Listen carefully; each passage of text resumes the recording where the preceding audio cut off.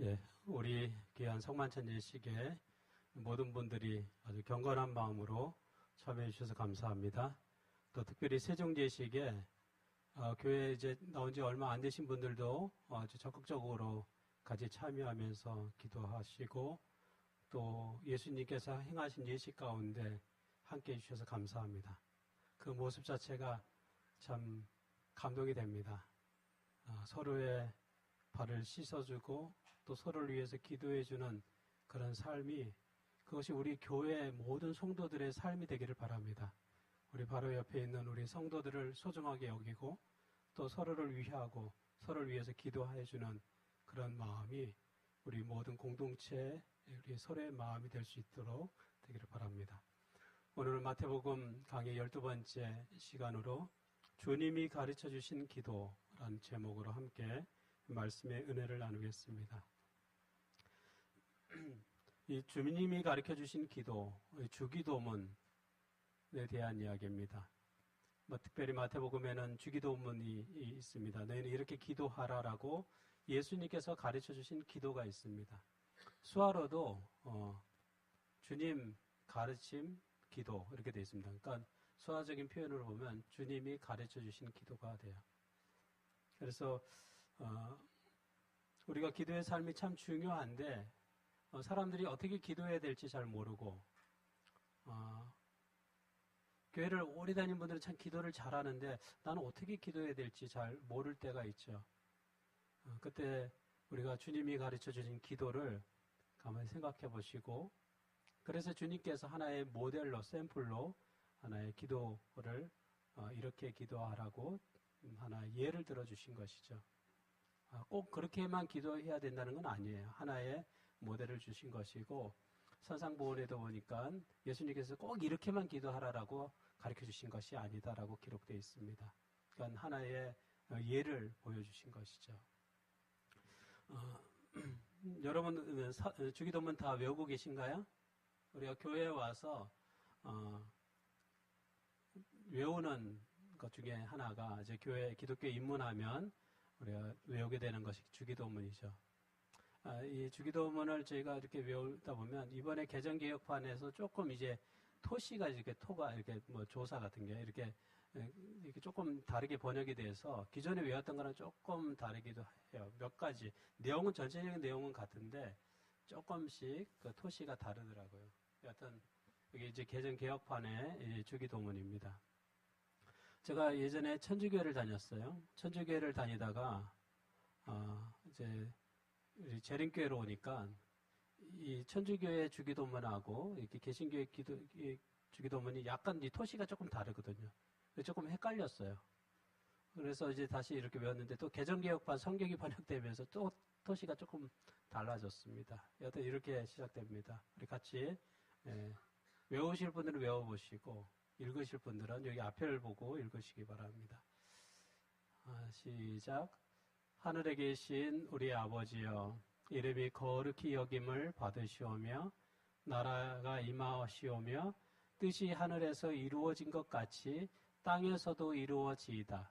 오늘 우리에게 일용할 양식을 주시옵고 우리가 우리에게 죄 지은 자를 사하여 준 것 같이 우리 죄를 사하여 주시옵고 우리를 시험에 들게 하지 마시옵고 다만 악에서 구하시옵소서. 나라와 권세와 영광이 아버지께 영원히 있사옵나이다. 아멘. 우리가 기존에 외웠던 그 주기도문에서 토시가 좀 다르죠. 개혁성경의 주기도문하고 조금은 이제 내용은 같은데 하시옵고 이렇게 조금 조사나 이런 부분들이 조금은 다르긴 합니다. 우리가 사람들에게 기도하는 방법에 대하여 설명할 때 자주 제가 사용하는 것이 기도의 5손가락입니다. 기도의 5손가락. 우리 사람 손가락이 몇 개입니까? 5개잖아요. 이 5개를 기억하면, 이 5개 손가락 순서를 기억하면 우리가 기도를 쉽게 할 수 있다라고 제가 설명을 합니다. 제가 우리 송철현 씨 가정에 가서 기도의 5손가락에 대해서 이렇게 설명을 했어요. 그 장면에 사진 찍어서 여기 지금 현수막에 붙여 있습니다. 거기에도. 기도의 5손가락이 무엇일까? 사람 손은 5개예요. 5개. 한 단어씩 외우면 됩니다. 엄지부터 시작하면 하나님, 감사, 죄고백, 소원, 예수님. 이렇게 5가지 기억해서 하시면 정말 은혜로운 기도를 할 수 있습니다. 뭐라고요? 엄지부터 다시 하나님, 감사, 죄고백, 소원, 예수님. 그렇죠? 하나님에 대해서 우리가 사랑이 많으신 또 하늘에 계신 우리 아버지라고 해도 되고 또 예수님 해도 됩니다. 사랑과 은혜가 많으신 예수님, 주님. 그래서 하나님의 성호를 부르는 거죠. 그 다음에 우리 삶에 대하여 감사하는 거죠. 하나님께서 어떻게 우리를 이끄셨는지 감사의 조건들. 그 다음에 나의 죄, 부족한 부분들을 고백하는 거죠. 그 다음에 우리가 가장 많이 하는 그런 소원을 아뢰는 거죠. 하나님께 소원을 아뢰고 마지막으로는 예수님의 이름으로 기도합니다. 하면은 가장 은혜로운 기도가 됩니다. 그래서 기도의 5손가락에 대해서 제가 많이 이야기하고 우리 농아분들한테도 여러 번 제가 설명을 합니다. 이 5개만 기억하시라고. 하나님, 감사, 죄고백, 소원, 예수님. 이렇게 5가지 순서대로 기도하시면 우리가 은혜로운 기도가 된다.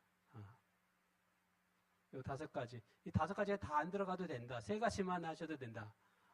그렇게 얘기합니다. 하나님, 소원, 예수님. 이 3가지만 하셔도 된다. 저 은혜로운 기도를 한다 싶으면 5가지. 하나님, 감사, 죄고백, 소원, 예수님. 이렇게 하시면 우리가 그 순서대로 기도를 하시면 정말 은혜로운 기도가 된다. 라고 이렇게 말씀을 드렸습니다. 제가 오늘 주기도문을 이렇게 말씀을 본문으로 삼고 참 생각을 많이 해봤습니다. 이렇게 생각해보고 저렇게 생각해보고 도대체 이 주기도문을 통하여 우리가 배울 교훈이 무엇일까? 곰곰이 생각하면서 이 말씀을 생각해보니까 정말 제가 말씀드렸던 이 기도의 5손가락에 그런 내용들이 포함되어 있다라고 하는 생각을 하게 되었어요. 저는 그냥 주기도문으로만 이해를 했는데 하나님께서 이 기도 속에 이 주기도문 속에 찬양이 있고 감사가 있고 고백이 있고 또 그 속에 소망이 있다라고 하는 것을 깨닫게 되었습니다. 뭐가 있다고요? 주기도문 속에 찬양이 있고 감사가 있고 고백이 있고 소망이 있다. 이 기도의 5손가락의 내용이 다 거기에 포함되어 있어요. 그래서 오늘 그 내용들을 잠깐 살펴보려고 합니다. 먼저는 이 주기도문 속에는 하나님을 찬양하는 그런 내용이 있습니다. 마태복음 6장 9절은 이렇게 시작하죠. 주기도문 내용은 이렇게 시작합니다. 그러므로 너희는 이렇게 기도하라. 예수님께서 우리에게 이렇게 기도하라라고 말씀하셨습니다. 어떻게 기도하라고요? 이렇게 기도하라. 주님, 어떻게 기도해야 됩니까? 제가 기도의 방법을 잘 모르겠어요. 어떻게 하면 주님처럼 기도할 수 있을까요? 주님께서 말씀하시죠. 너희는 이렇게 기도하라. 하늘에 계신 우리 아버지여, 이름이 거룩히 여김을 받으시오며. 여러분, 주기도문을 보면 아버지로 시작해서 아버지로 맞춰집니다. 맞습니까? 주기도문을 보면 아버지로 시작해서 아버지로 맞춰져요. 아버지에 대한 찬양으로 시작해서 아버지에 대한 찬양으로 맞춰지는 것이죠. 고대 종교들은 신들의 노여움을 달래거나 복을 얻기 위해서 제사나 의식들을 행했습니다. 지금은 지구가 자전을 해서 매일 아침에 태양이 떠오른다라고 하는 것을 잘 알고 있어요. 내일 아침에 해가 떠오릅니까? 안 떠오릅니까? 내일 아침에 해가 떠올라요. 왜요? 지구가 이렇게 자전을 하기 때문에. 하지만 고대인들은 태양이 저절로 떠오르는 게 아니라 신이 태양을 떠오르게 한다라고 생각을 했어요. 누가요? 신이 태양을 떠오르게 한다. 심지어는 태양 자체가 하나의 신이다라고 생각합니다. 여기 이 그림들이 있죠?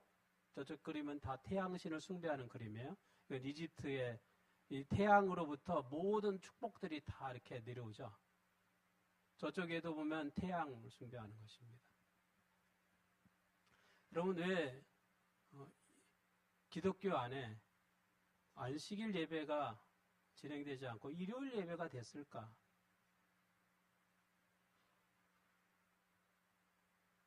왜 예수님의 머리에는 동그란 원이 그려져 있을까? 기독교 역사, 왜 사람들이 일요일 날 예배를 드릴까? 일요일을 영어로 썬데이라고 하는데, 썬데이 어떻게 보면은 썬이 태양이잖아요. 태양의 날에 사람들이 예배하게 됐을까? 안식일에 예배를 해야 되는데, 일곱째 날에 예배를 해야 되는데, 왜 첫째 날인 태양의 날, 썬데이에 일요일에 예배를 드리게 되었는가? 그리고 일요일을 주일로 섬기게 됐는가? 로마의 종교는 태양신을 숭배하는 종교였습니다. 그 태양을 아폴로. 예수님을 그 아폴로에 비유를 했어요. 그래서 예수님을 그 태양, 의로운 태양이다라고 표현을 했습니다. 그래서 이 태양신의 고대 태양신 종교가 기독교에 들어와서는 예수님이 태양이다, 태양신과 같은 이미지로 변화되어서 그것이 일요일 예배로 연결이 되는 그러한 역사가 있습니다. 여하튼 고대인들은 이 태양이 신에 의해서 움직인다고 생각했어요. 만약에 내일 태양이 안 떠오르면 어떻게 하냐? 어마어마한 두려움이 생기죠. 그래서 고대인들은 신을 섬기다 신이 진노하지 않도록 또 신에 대한 그런 두려움이 그들에게는 있었습니다. 근데 오늘 주님께서는 주기도문을 통해서 하나님을 우리 아버지로 소개하고 있습니다. 아버지는 남이 아니죠. 피로 맺어진 혈연 관계입니다. 우리가 말에 보면 피는 물보다 진하다. 그런 이야기가 있습니다. 부모 자식 간에는 끊을 수 없는 그 정이 있다는 것입니다. 여러분, 하늘 아버지와 우리가 피로 맺어진 그런 사이인 것 맞습니까? 하늘 아버지와 우리가 조금 피로 맺어졌습니까? 혈연 관계는 피로 맺어진 관계예요. 그렇죠? 우리가 아버지, 어머니라고 얘기하는 것은 뭐예요? 다 이 혈연 관계예요. 이게 피가 연결되어 있는 것입니다. 그런데 하늘 아버지와 우리가 피로 맺어진 사이입니까? 피로 맺어진 관계가 맞아요? 뭘 통해서 알 수 있습니까? 예수님을 통해서 알 수 있어요. 하나님 우리가 아버지라고 부를 수 있게 된 것은 바로 예수님께서 우리를 위하여 피 흘려 돌아가셨습니다. 하늘 아버지와 우리가 피로 맺어진 관계가 된 것입니다. 그래서 우리는 예수님을 개인의 구주로 영접하는 그 순간 우리 몸속에는 예수 그리스도의 보혈의 피가 흐르는 사람이 되는 것입니다. 그래서 하나님을 믿는 사람과 믿지 않는 사람은 전혀 다른 거예요. 겉으로 볼 때는 똑같아 보이죠. 눈도 두 개고 귀도 두 개. 겉으로 볼 때는 이 사람이나 저 사람이 똑같이 보이지만 그 사람 자체가 예수님을 영접한 사람은 그 삶 속에 예수 그리스도의 보혈의 은혜와 피가 흐르는 인생이 된 것입니다. 영적인 눈이 떠지는 거예요.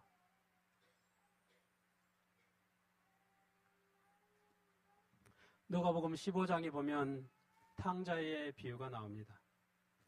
거기서 우리는 하늘 아버지의 마음을 볼 수 있어요. 아버지는 왜 작은 아들에게 버선발로 달려가 그를 안았을까? 집 나간 망나니 같은 그 아들을 위해 왜 아버지는 잔치를 베풀었던 것인가?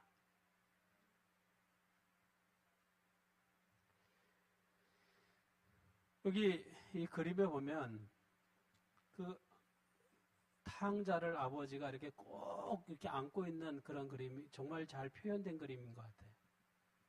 여기 큰아들은 옆에서 벽 뒤에 서가지고 약간 시기 어린 눈빛으로 그 모습을 지켜보는 그런 그림입니다. 근데 저 그림을 보면 이 아버지가 그 아들을 너무 사랑스러워서 그냥 폭껴안다 못해 얼굴을 이렇게 밀고 이렇게 부딪히는 그런 모습의 그림이죠. 정말 그랬을 것 같아요. 아버지가 이렇게 얘기하죠. 그 큰아들에게 이야기합니다. 큰아들이 씩씩거리면서 이야기하죠.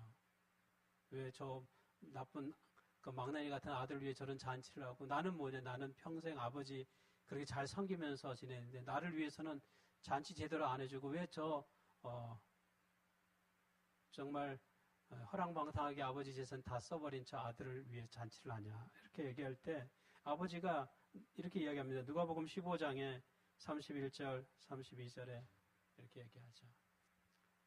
이에 너는 항상 나와 함께 있으니 내 것이 다 내 것이로되 이 내 동생은 죽었다가 살아났으며 내가 잃었다가 얻었기로 우리가 즐거워하고 기뻐하는 것이 마땅하다.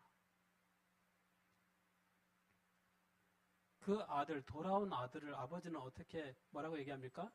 죽었다가 뭐 했다가? 죽었다가 살아난. 여러분, 죽었다가 살아난 자식처럼 귀한 자식이 어디 있습니까? 죽은 줄 알았는데 죽을 줄 알았는데 살아 돌아온 거예요.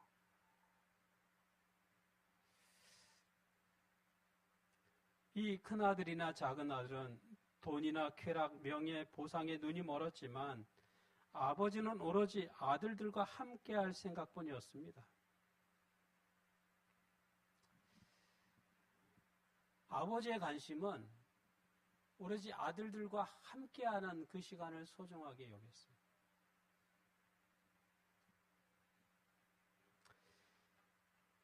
큰아들은 아버지를 섬김의 대상으로만 여기고 자신이 받을 보상만 생각했습니다. 우리는 하나님 앞에 우리 자신을 종으로 생각하지만 하나님은 우리를 아들과 딸로 여기신다고 하는 것이죠. 하나님이 원하시는 것은 함께 있고 싶으신 것입니다. 그래서 이 구원의 역사에서의 마지막 장면은 하나님이 우리와 함께 계시는 그 모습으로 맞춰집니다. 함께 한다고 하는 것이 얼마나 중요하고 소중한지, 하늘 아버지와 함께 우리가 하나님의 나라에서 영원히 함께하게 되기를 간절히 바랍니다. 주기도문에는 감사가 표현되어 있습니다. 마태복음 6장 11절에 보면 오늘 우리에게 일용할 양식을 주옵시고 이렇게 말씀합니다. 이 국가 지도자들에게 있어서 가장 중요한 것 가운데 하나는 이 국민들을 빈곤에서 벗어나게 하는 것입니다.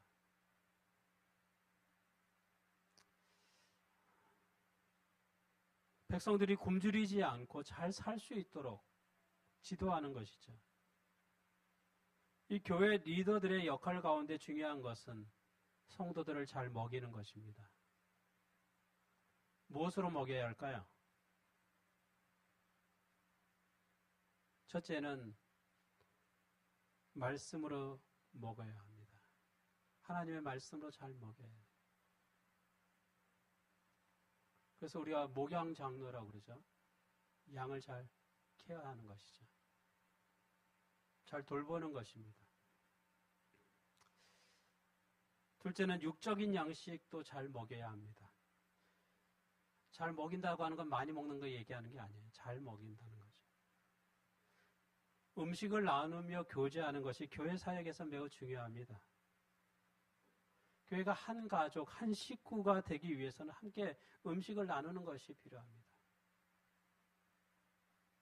우리의 어머니들은 자식들을 먹이기 위해서 밤낮으로 밥을 하고 음식을 합니다. 예전에 동계신학을 하는데 그때 참석해 보니까 교회에서 많이 집사님들이 많이 오셨어요.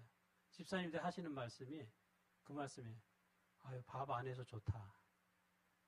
밥을 다 해주니까 거기서는 밥을 안 하니까 좋다. 사실 매번 하루에 3끼 밥을 하는 게 참 고된 일이죠.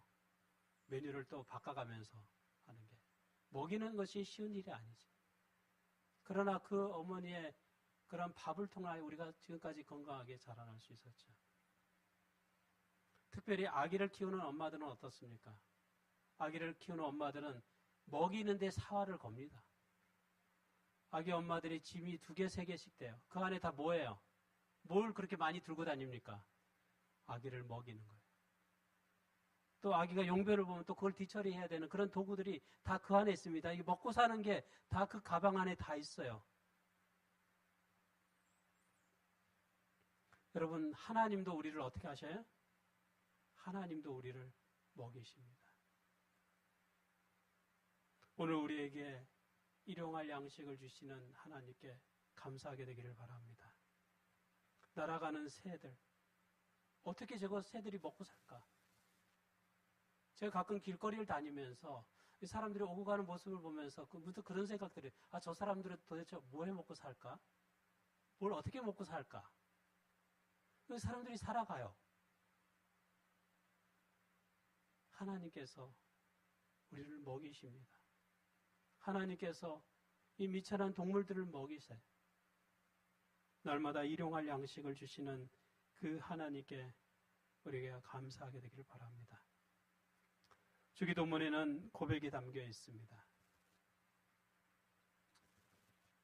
마태복음 6장 12절, 우리가 우리에게 죄 지은 자를 사하여 준 것 같이 우리 죄를 사하여 주옵시고.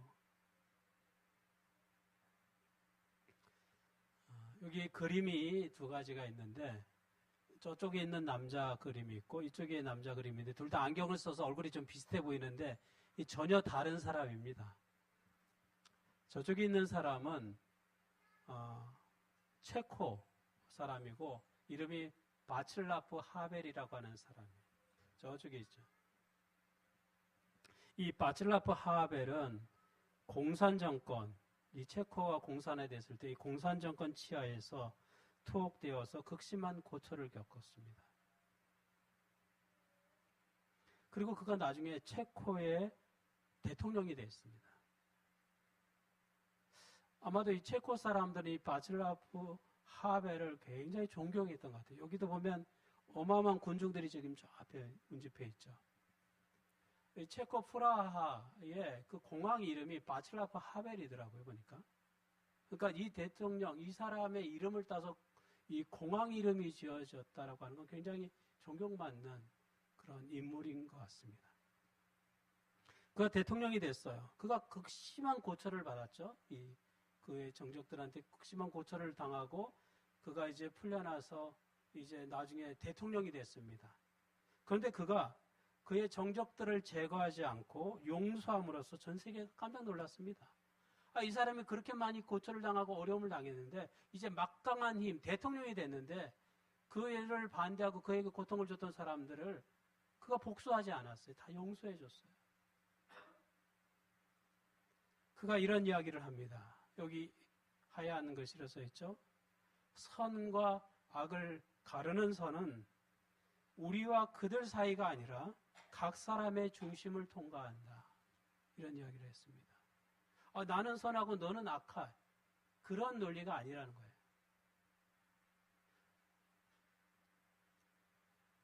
선과 악이 어디 존재해요? 내 안에 존재하는 거예요. 선과 악이 내 안에 존재하고 나는 선한 사람도 될 수 있고 악한 사람도 될 수 있는 존재라는 것입니다. 여러분, 용서하면 용서받습니다. 오늘 주기도문이 우리에게 그것을 이야기합니다. 그리고 용서는 단순히 죄에 대한 책임을 면하게 해주는 것 이상을 우리에게 성취시켜준다라고 이야기합니다. 이쪽 그림에 보면 여기 또 한 남자가 있습니다. 이 남자, 안경 쓴 남자는 미국에서 수많은 여성들을 살해하고 암매장한 연쇄살인범입니다. 너무나 많은 여자들을 죽여서 자기가 도대체 몇 명을 죽인지 기억을 못해요. 너무나 많은 곳에 묻어놔서 내가 도대체 어디다가 그 사람을 죽여서 묻어놨는지 모르는 그러한 극악무도한 연쇄살인범입니다. 그의 이름은 게리 리즈웨이라고 하는 사람입니다. 게리 리즈웨이라고 하는 사람이 2003년 12월 18일 이제 재판장에 섰습니다. 재판을 받을 때 그 이 사람에게 희생된 그 유가족들이 그 재판장에 가득 메었습니다. 이제 재판장은 선고를 하기 전에 이 유족들이 한마디씩 할 수 있는 기회를 줍니다. 그래서 유족들이 나와서 한마디씩 하는데 어떤 얘기를 할까요? 이 범인을 향해서. 너는 이제 지옥에 갈 것이다. 너는 아주 죽을 때까지 고통을 받아라. 각종 이 저주의 말을 쏟아붓습니다.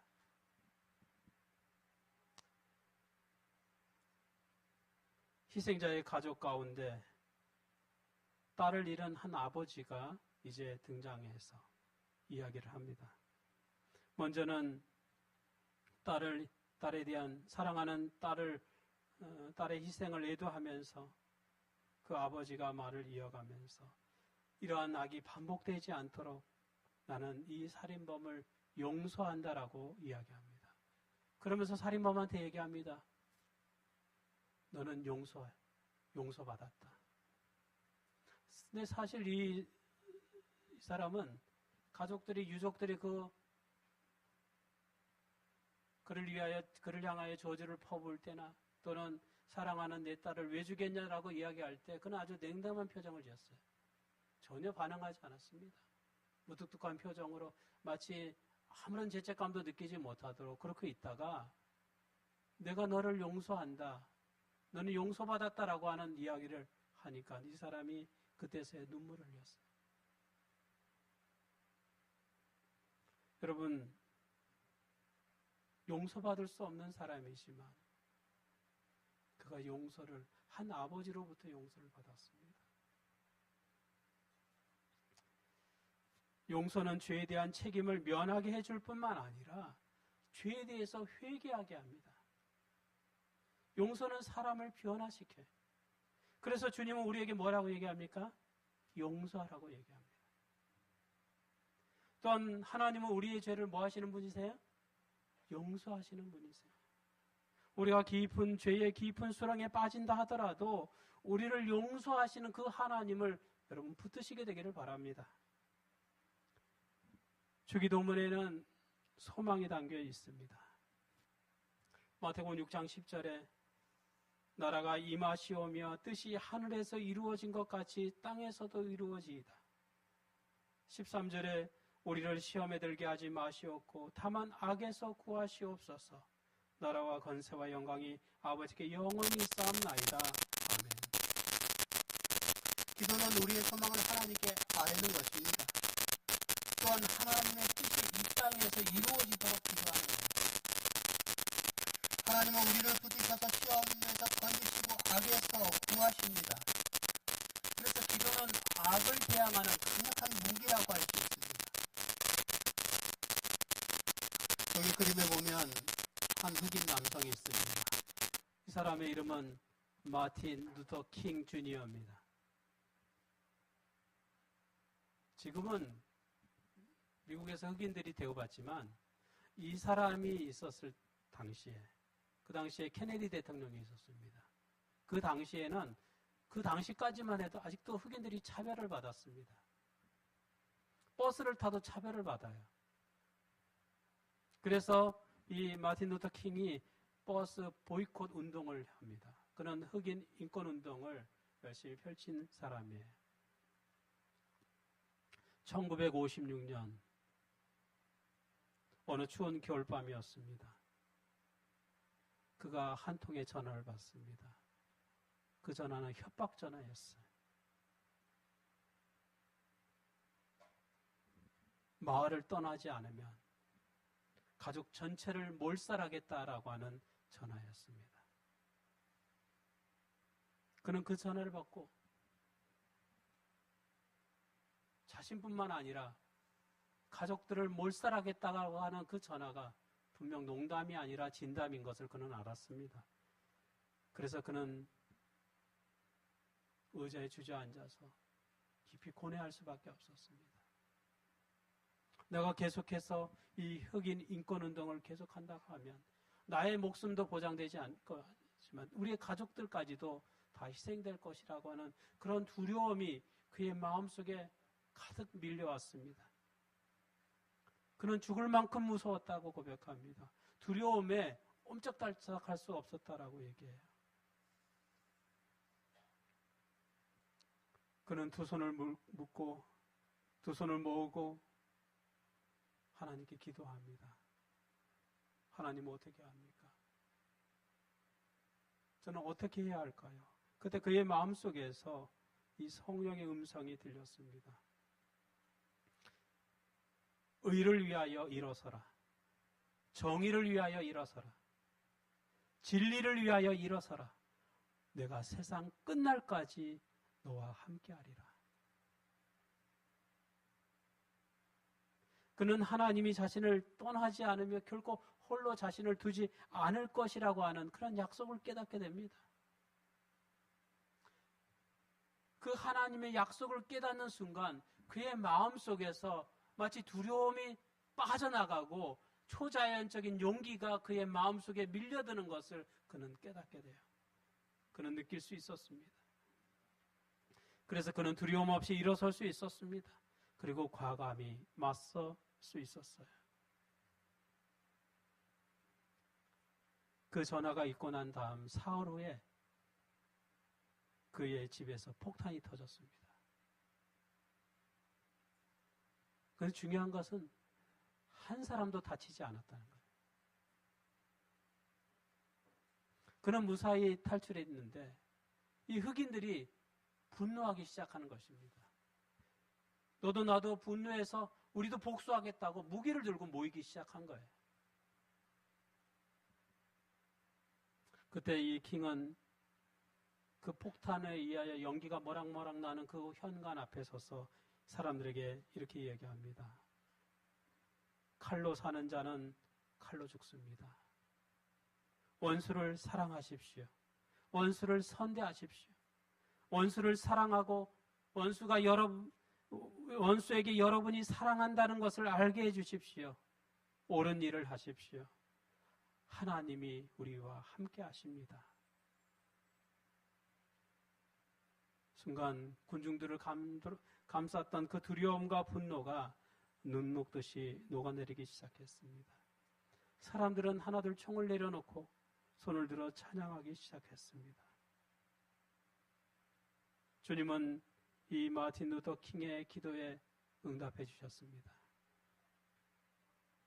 그를 두려움에서 건지시고 초자연적인 용기를 심어주셨습니다. 여러분, 우리가 하나님께 무릎 꿇어 기도하면 우리 마음속에 있는 뭐가 빠져나가요? 두려움이 빠져나갑니다. 뭐가 들어옵니까? 초자연적인 용기가 들어와요. 상황은 달라지지 않을지 모르지만 적어도 누구는 달라집니까? 기도하는 우리는 달라집니다.